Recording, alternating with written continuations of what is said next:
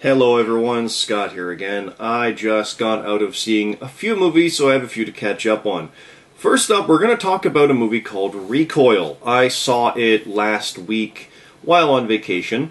It stars Steve Austin and Danny Trejo. It's, I think, almost 6-7 years old, give or take. It's one of his earlier ones, I do believe. It's kind of crap. There's elements of it where you can see something cool. But it really doesn't pan out well. And what you have with this thing is a Dallas cop who put away these drug lords who get out and attack him at his son's birthday party and just gun everyone down. And he lives and goes on revenge, finding where the guy ends up. He's tracing the guys on leave from the force, so he's a vigilante now. And he traces them up to Washington because they filmed it in BC, and there you go.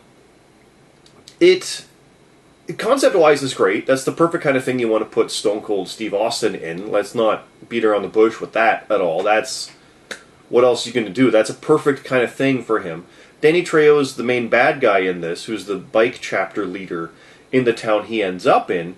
And Serinda Swan is the local hotel owner, motel more, that is kind of in between things. She takes a liking to Steve and just what he does. Not really in a romantic way, maybe kind of sort of, but more just, hey, this guy seems like a good guy, means well, and isn't putting up with their crap.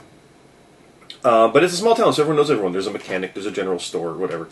The movie itself, though, it has some great moments where Stone Cold just doesn't give a crap. And I don't mean his acting is subpar. He's just intimidated by 3 or 4 bikers and is like, what? What are you going to do? It's not going to work on me. Because he's a former cop. And a good cop. And it works out really great. He's like, come on. It's very Punisher-esque in a way, but he's got the charismatic, don't screw with me kind of thing, like Stone Cold does. Forgive me, I have a stuffy nose today for some reason. The movie, the fight scenes are pretty good. The action is decent. And then it gets a little weird here and there in that the timing is off. And I'll just mention a bit. Someone's beaten down, and he turns around, and the girl's there, and says, you better make sure, you know in the movies they always come back, and you cut back, and he's there. Like, she would have seen him get up, and not just make sure, but hey, look out. Guy gets shot. You turn back to her, and you see the guy who shot the guy who got up right beside her. So, the good guy would have seen it, and it just... The timing of it is just a little off in some bits. Like, there was probably some edits that could have been snuck in with some reshoots, but hey, you're talking a lower budget movie, so there you go. Overall, as far as for the Stone Cold movies, it's fine. Like Condemned and stuff like that are the higher level. This is a little lower tier, but it's worth watching. It's not bad.